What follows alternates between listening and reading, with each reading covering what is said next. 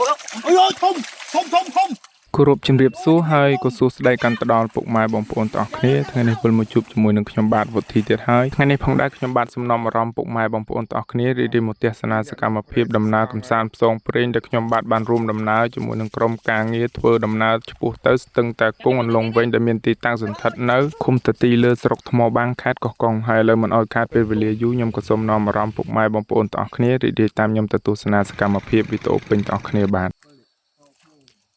ចាប់ផ្ដើមនៅក្បាលវីដេអូខ្ញុំក៏បានក្រោកពីងឹតធ្វើដំណើរពីស្រុកស្នួលខេត្តកញ្ចេះឆ្ពោះទៅកោះកុងហើយធ្វើដំណើរមកផ្លែតតាមផ្លូវជួបតែភ្លើងឆេះមកបងប្អូនហើយអស់ពីកន្លែងភ្លើងឆេះហួសម្ដងមុខក៏ចាប់ផ្ដើមមានមេឃភ្លៀងហើយម្ដុំនេះឯងជាង10ឆ្នាំមុនខ្ញុំជួបឡានគេភ្លុកស្លាប់ឡើង5-6នាក់ហើយជិះម៉ូតូម្នាក់ឯងដល់អញ្ចឹងស្រាវចឹងខ្នងដែរបងប្អូនហើយធ្វើដំណើរប្រហែលជា7-8ម៉ោងខ្ញុំក៏ណាត់ចាំជួបគ្នាជាមួយនឹងបងថាធ្វើដំណើរតាមផ្លូវជីផាតទៅតាមក្រោយហើយប្រូសុភេងនិងភក្តីនឹងលីអីទៅមុនអស់ហើយកុំអីនឹងត្រូវទៅជាមួយគ្នាទេព្រោះតែប៉ាសពតខ្ញុំនឹងវាអាណត្តិដល់អញ្ចឹងទៅក៏បកទៅខាងស្នួលវាយត្រាប៉ាសពតឲ្យបានឡើងមកជាមួយនឹងបងថាទៅតាមក្រោយហើយការធ្វើដំណើរបើថាបងថាគាត់ជិះម្នាក់ឯងក៏ឆាប់នឹងដល់គោលដៅដែរប៉ុន្តែចាប់នឹងម៉ូតូខ្ញុំមកស៊ូខ្ញុំប្រាប់វាទៅឲ្យលឿនវាអត់ព្រមទៅលឿនសោះវានៅតែប្រាប់ថាជិះយឺតក៏គង់ទៅដល់កន្លែងដែរដល់អញ្ចឹងក៏សម្រេចថាជិះយឺតតាមដំណើរទៅក៏គង់ទៅដល់គោលដៅទេហើយដល់ពេលចេញពីជីផាតមកផ្លែតក៏បានជួបបងប្រុសម្នាក់គាត់ធ្វើដំណើរឆ្ពោះទៅខាងថ្មបាំងដែរអញ្ចឹងក៏សម្រេចថាជិះយឺតចាំគ្រាន់បានជាគ្នាទៅតាមផ្លូវ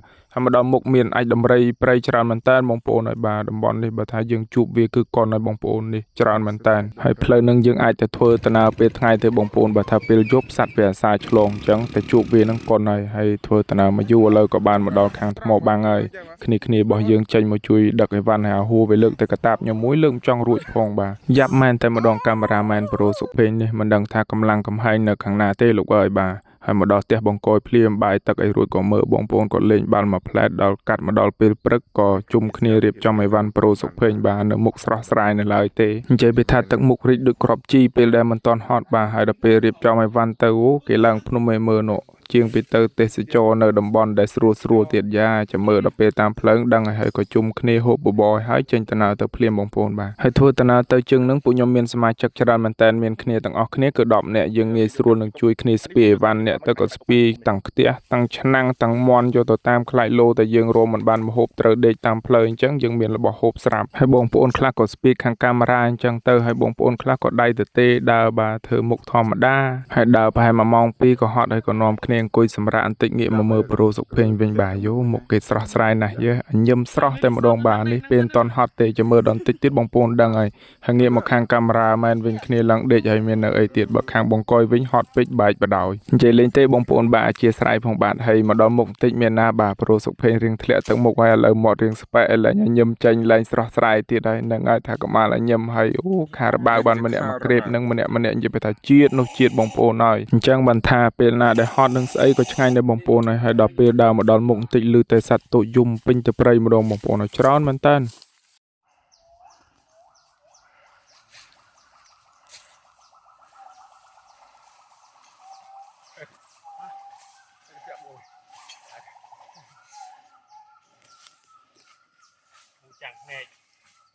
និយាយពីថាការធ្វើដំណើរម្នាក់ឡើងភ្នំតែអត់យកទឹកអីតាមផឹកទេហើយខ្ញុំស្រួលម្យ៉ាងទេបងប្អូនបាទទឹកអូអីក៏ផឹកបានដែរហើយខារបាវនេះពួកខ្ញុំយកលាក់ទុកសិនព្រោះអីភក្តីនឹងទារហូតតែឃើញនឹងទារផឹកអស់ហើយបាទអានេះយើងលាក់ទុកអញ្ចឹងសិនទៅដល់ពេលចុះមកវិញដល់ពេលយើងអស់មែនតែនទៅយកមកចែកគ្នាម្នាក់មកក្រេបជាតិបាទដាក់លាក់គ្រឿងកំប៉ុងឲ្យទុករួចរាល់ហើយគ្នាយើងក៏ឡើងមកដល់ល្មមបាទហើយងាកទៅមើលមុខប្រូសុភេងគាត់ដូចរៀងអស់ខ្លាំងហើយដែរហើយមេឃក៏រៀងអាសៀលហើយយើងក៏សម្រេចថាជុំគ្នារៀបចំហូបបាយនៅនឹងសិនអញ្ចឹងអាចបងប្អូនបាទការធ្វើដំណើរដើរព្រៃធ្វើម៉េចចិត្តយើងចង់ហត់មែនតែសប្បាយពេលខ្លះហត់ពេកទៅក៏ថាអូរៀងហើយអត់ទៅទៀតទេតែនៅតែទៅដដែលធ្វើម៉េចចិត្តយើងចង់ចឹងឯងបងប្អូនបាទហើយទៅជើងនឹងនាំប្រូសុភេងទៅនឹងមិនដឹងថាពួកខ្ញុំគិតខុសឬក៏ត្រូវទេបាទព្រោះអីគាត់មិនដែលដើរព្រៃដូចពួកខ្ញុំទេដល់អញ្ចឹងទៅមិនដឹងថាយើងនេះនាំគាត់ទៅឲ្យហត់ឬក៏នាំគាត់ទៅឲ្យសប្បាយបានស្គាល់កន្លែងប្លែកកន្លែងថ្មីទាំងអស់គ្នាប៉ុន្តែស្ដែងគាត់ចង់ទៅដែរដល់អញ្ចឹងទៅក៏នាំគាត់ទៅបាទមើលថាមួយជើងនឹងយើងដឹងឲ្យទៅដល់គោលដៅទៅដឹងថាស្មានមើលយើងទៅរួចឬក៏មិនរួចអាចទៅទៀតបានអត់បើយើងមិនសាកថ្មីនឹងដឹងតើយើងសាកម្ដងមិនដឹងថាអូយើងអាចទៅរួចទៀតអត់ថ្ងៃក្រោយបាទហើយមកដល់មុខនេះចាប់ដើមបាទផឹកទឹកអូដូចខ្ញុំអាណិតមែនតានបងប្អូនឲ្យដបងអត់ផឹកទេទ្រាំតែដល់ពេលឃ្លានហើយមានណាផឹកតែទាំងអស់នឹង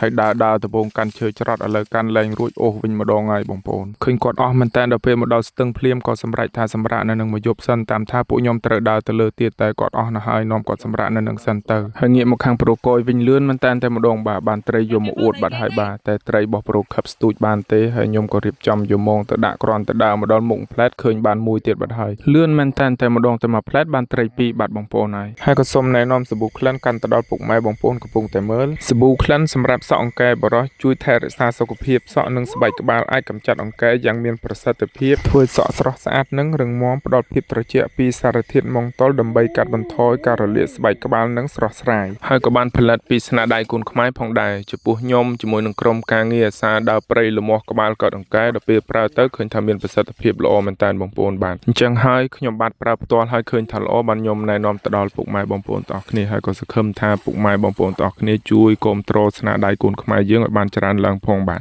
ហើយឥឡូវងាកមកមើលខាងស្មាត់ធំយើងទាំងពីរវិញម្ដងបាទប្រូសុកភេងនិងភក្តីមានណាប្រូសុកភេងមាញ់ដើរមិនរួចអូសដៃអូសជើងកាន់ឈើច្រត់មិនរួចដល់ពេលបងប្អូនគាត់បានត្រីមានណាអង្គុយអីសុកមកបបកអង្គេងឯងទៅខំប៉ុណ្្នឹងហើយនៅតែមិនបានទៀតហើយស្មាត់យើងនិយាយពីថាទាំងពីរទាំង3គ្មានបានអីទេបាទបានតែប្រូខឹបម្នាក់ឯងនឹងងាកនឹងបានតែជាប់ថ្មនឹងឯងស្មាត់យើងពីរ3នាក់នឹងបានតែហត់គេហត់ឯងបាទប្រូកយងាកចុះដោះផ្លែសទូចបន្តិចខាងនេះជាប់បន្តិចខាងនោះជាប់ពី3នាក់ជាប់រហូតហើយប្រូសុកភេងគប់ធម្មតាមិនបានឥឡូវដល់លៀនតាតស្ទាយលៀនតាតគប់ត្រីទៀតនៅតែមិនបានទៀតមានណាដល់អញ្ចឹងលទ្ធផលចុងក្រោយបង្កយបានច្រើនជាងគេតែមិនមែនបានត្រីទេបានតែលឹបចុះទឹកដោះផ្លែសទូចនឹងឯងហើយខ្ញុំនឹងលីក៏នាំគ្នារត់ព្រាតមានណាបើប្រូនេះខាងនោះឃើញតែច្អល់ហៅថាមកឲ្យលឿនឃើញតែច្អល់នឹងទឹកតាមពិតគាត់ឃើញកាធាយបងប្អូនបាទគាត់ឃើញគឡងវាដល់ពេលគាត់ដើរចាក់ទៅដឹងថាវានៅតាណាចាក់ប៉ះគាត់ហៅពួកខ្ញុំទៅ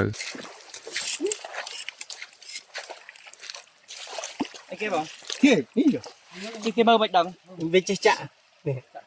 គេជប់បានច្បាស់ចាំពេលអត់យកមកផងណាកាយបានកែតិចសិនកាយឃើញខ្ញុំធប់ដេកវិញទៅហើយលុបវិញតិចបាត់លើចេញឡើងបងបាញ់ជីក្រែងវាអូក្ដីបាញ់ជីក្រែងវាកាពីរួចបាញ់ស្អីយើងលែងវាវិញមកឈោចទេយើងលែងវាវិញទៅយើងអត់យកវាទៅណាទេបាទនឹងលុបអូស៊ីងាប់អានេះវាបោះផ្លែកនេះណានេះដូចនេះឡើងមកនេះក្បាលវាខាងនេះអូយធំអូយដៃបងដៃអូយចាក់ដៃតិចព្រួយចេញបកដល់ហ្នឹងគេភ្លុកវាហ្នឹងហើយដៃអូយហើយចាប់ញ៉ាវាញ៉ាផ្ងាអង្គុយផ្ងាតែមកនេះមកអើយអូយកាធាភ្នំ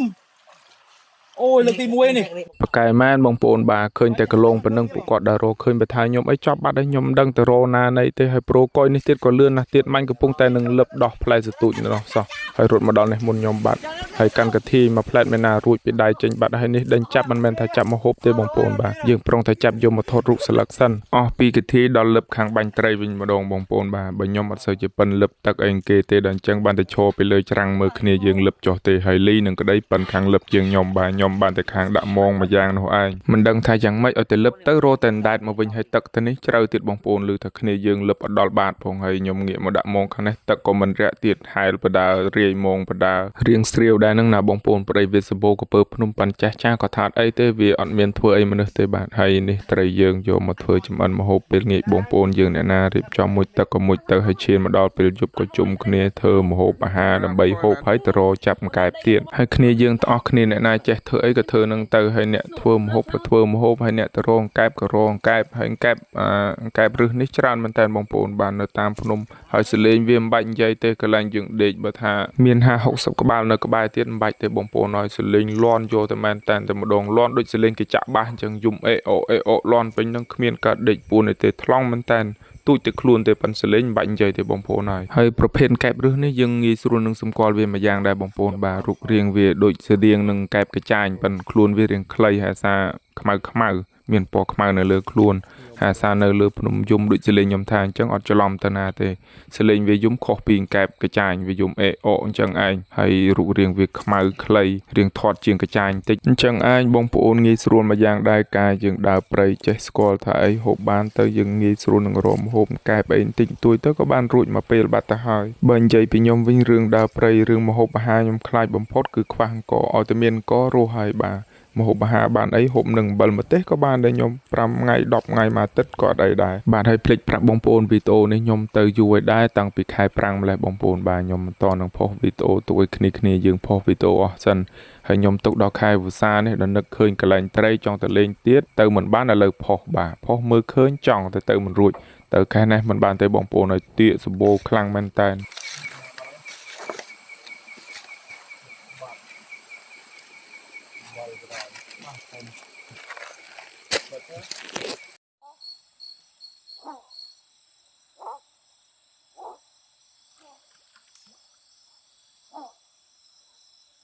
កំពុងតែនឹងដើរចាំកែមានណាងាកមកវាក់នឹងលីកំពុងតែលឹបបាញ់ត្រីបានត្រីក៏ជន់ជ័យមួយបាទសរុបទៅទាំងត្រីទាំងកែបានក្រាស់ក្រែលដែរប៉ុន្តែយើងគ្រាន់ទុកហូបព្រឹកហើយដើរមកដល់កន្លែងវិញក៏ភក្តីរៀបចំចម្អិនអាហារហូបល្មមមន់ដែលយើងយកមកតាមនឹងបាទស្ងោរជ្រក់ទៀតហើយបងប្អូនចំពោះត្រីខ្មាន់2នោះអាំងទុកព្រឹកអញ្ចឹងឯងដូចខ្ញុំអាសានិយាយយ៉ាងបងប្អូនបាទយើងដើរគ្នាច្រើនងាយស្រួលនឹងជួយគ្នាមានអ្នកទៅក៏ជំនាញដើរព្រៃហើយភក្តីជំនាញខាងដើរព្រៃផងជំនាញធ្វើខាងចុងភៅស្ងោរជ្រក់ប្រចាំព្រៃទៀតបាទតែប៉ុណ្នេះទៅយើងបានជុំគ្នាហូបបាយឆ្ងាញ់បាត់ហើយថ្មីត្បិតតែអាសានិយាយលេងផ្អាប់ភក្តីថាអាសាតែស្ងោរជ្រក់រហូតមែនប៉ុន្មានថាម៉េចទេបងប្អូនបាទភក្តីស្ងោរជ្រក់ឆ្ងាញ់មែនបាទយើងទៅហ៊ានយឺតដៃបន្តិចហ្នឹងដួសមហូបគ្មានតន់គ្នាទេបើថាគ្នាច្រើនមហូបតិចទៀតបាទយឺតដៃចប់ហើយស្មាត់ឲ្យដួសបាត់បានមកដុំហ្នឹងចាប់បដ ாய்